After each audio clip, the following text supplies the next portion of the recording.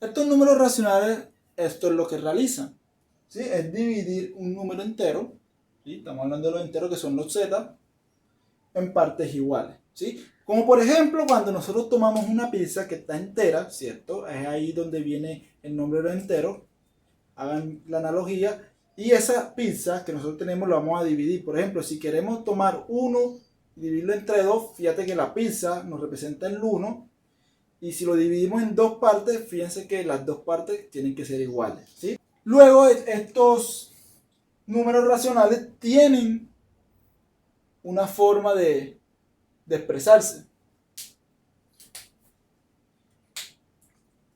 Su forma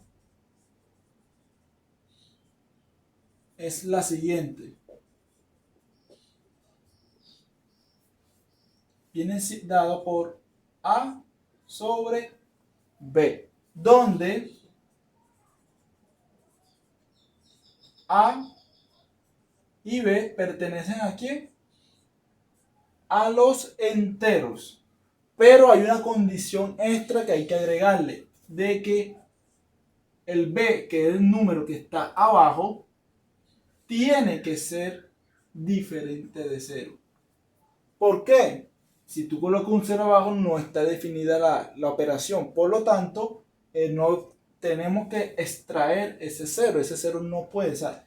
Estos números, por ejemplo, la A, el número de arriba sí puede ser 0, pero el de abajo no puede ser 0. Este es el número, el único que no puede ser 0, ya que, como bien dije, pues si nosotros colocamos un 0 no va a estar bien definida la operación. De aquí, de haber tenido esto, pues el ejemplo de la pizza es perfecto. Nosotros tenemos una pizza, ¿cierto? Entonces aquí estamos representando a una pizza. Como es una pizza, o ponga una pizza, y lo que nosotros queremos es dividirlo entre dos. O sea, a la pizza, que es una pizza, queremos dividirlo entre dos. Y fíjense que el resultado siempre va a arrojar una parte. Las dos partes tienen que ser iguales, siempre. ¿Sí? Bien, entonces ahora veamos que si yo tengo, por ejemplo, un número entero, ¿sí? Pongamos 3, y yo lo quiero dividir por el 1, pues todo el mundo sabe, cuando hace operaciones en la calculadora o mental, pues este resultado da 3. Y este 3, ese número, ¿sí? Es un número entero también, ¿cierto? Entonces, fíjense que nosotros podemos tomar números enteros y poderlos expresar también como de esta forma, ¿sí? Como si fuera una división, que puede ser siempre cualquier número entero dividido entre el 1. ¿Y a qué conclusión quiero llegar con esto? Porque esto lo hago con el 3, pero también yo lo puedo expresar como por ejemplo 6 entre 2, y eso me da 3. ¿Qué me lleva a concluir esto? A que los enteros también están contenidos en los racionales, y este es el símbolo del conjunto de los enteros. Vamos a colocarlo de esta forma para poder diferenciarlo. Es una Q, ¿sí? Entonces, caemos en cuenta de que nosotros podemos expresar números enteros también como fracciones. Y si podemos expresarlo como fracciones, entonces esos enteros también van a estar en Q. A raíz de esto, tenemos dos tipos de fracciones o de números racionales, ¿sí? Que se comportan de una manera diferente. Los decimales finitos. ¿Qué son esos números que tú al dividirlo, al hacer el resultado te da decimales finitos? O sea, fíjense que nada más hay un solo número después de la coma, ¿cierto? Y también tenemos otros que son decimales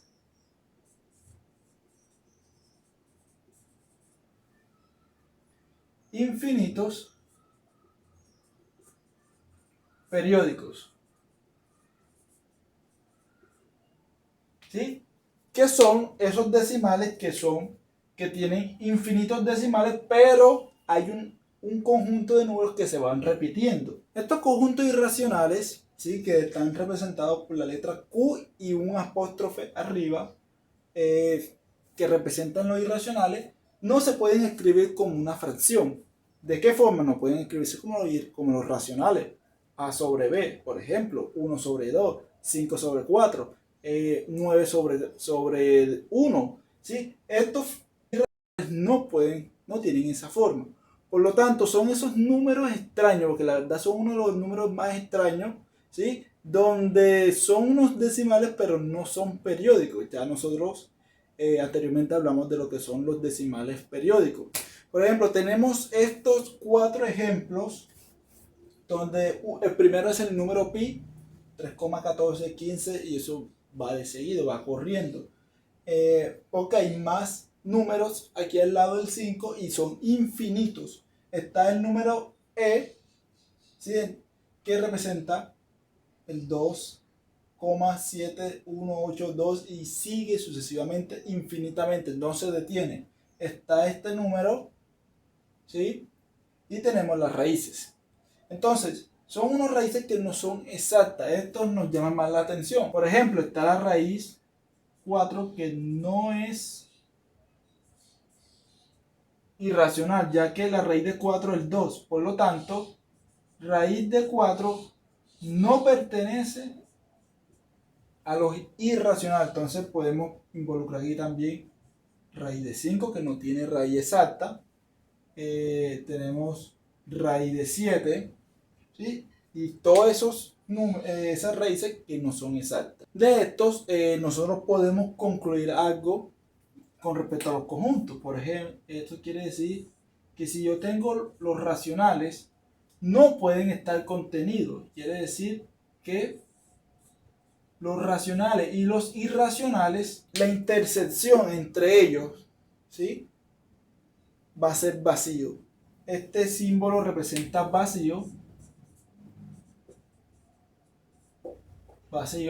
y esta es una intersección. ¿Sí? Quiere decir que como la intersección es vacía, estos dos conjuntos no tienen elementos en común. No tienen elementos en común. Claramente, lo irracional, aquí su definición lo dice, que no se pueden escribir como una fracción, y los racionales son los que se pueden escribir con una fracción. Entonces, fíjense que claramente deben de ser vacíos esa intersección. Al final, nosotros tenemos que concluir. Bien, ahora hemos llegado a lo que nosotros queríamos, que era en este entonces los números reales. Bien, estos números reales son en realidad todos esos conjuntos que nosotros vimos desde los naturales, ¿sí? Desde los enteros, los racionales y los irracionales. Entonces, ¿qué vamos a hacer con ellos? Vamos a reunirlos a todos y vamos a hacer un solo conjunto. Y a ese solo conjunto nosotros vamos a llamarle reales. Son esos conjuntos que tú, al unir los racionales con los irracionales, me dan el conjunto de los números reales. Ajá, profe, pero ¿por qué no coloca los enteros y los naturales? Porque resulta que los enteros están contenidos en los reales, aparte de eso, que los naturales están contenidos en los enteros. Por lo tanto, los otros conjuntos, que son los naturales y los enteros, están todos aquí dentro. Entonces nosotros necesitamos coger el conjunto más grande con el conjunto que nos hace falta. ¿Sí? Bien, y todos ellos los representamos en una recta numérica. Por ejemplo, en la mitad de esa recta numérica, que es infinita, colocamos el 0, tenemos 1, 2, 3, que estos son los números, estos son los que aparecen acá, están incluidos los naturales y los enteros positivos.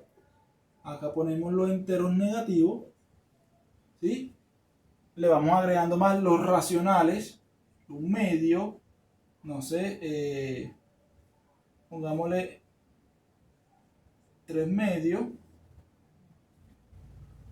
Podemos aparentar aquí una raíz de 2, ¿sí? Que hace parte de los irracionales. Y todo, por ejemplo, por acá podemos poner el número pi. Y así sucesivamente podemos representar en una línea recta todos estos números que aparecen aquí. Por lo que nosotros decimos que para acá va a ser infinito positivo, o sea, van a ser números hasta el infinito, y acá infinito negativo, que van a ser todos estos números negativos que son los más pequeños. Bien, entonces a raíz de eso también nosotros llegamos a una conclusión que habían unos números que eran importantes mostrarlos, y que esos números están por fuera de los reales, que son el caso de los números imaginarios.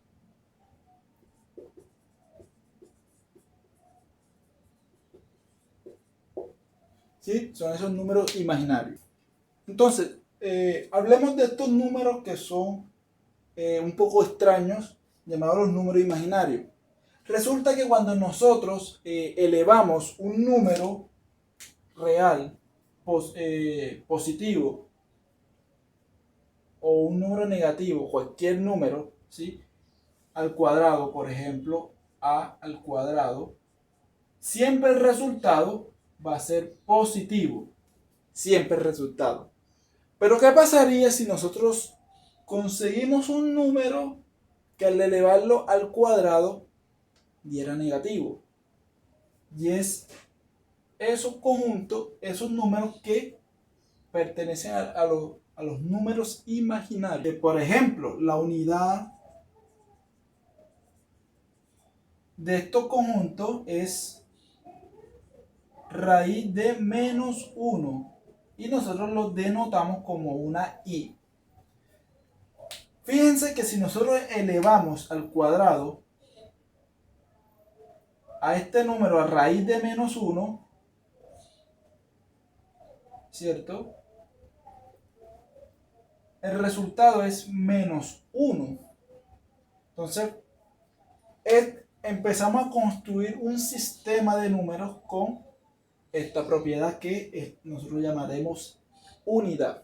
Si nosotros tenemos, por ejemplo, el raíz de 4, de menos 4,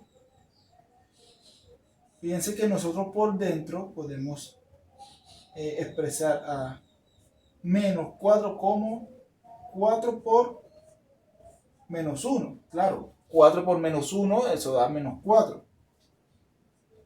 Y ahora, fíjense que por las propiedades de las raíces, nosotros podemos expresar raíz de 4, raíz de menos 1, y esto nos da igual a 2 por raíz de menos 1. ¿Y raíz de menos 1 quién es? Y, que es lo que nosotros tenemos acá arriba. Por lo tanto, nosotros podemos expresar estos números de esta forma. Es como si estuviéramos construyendo un sistema nuevo.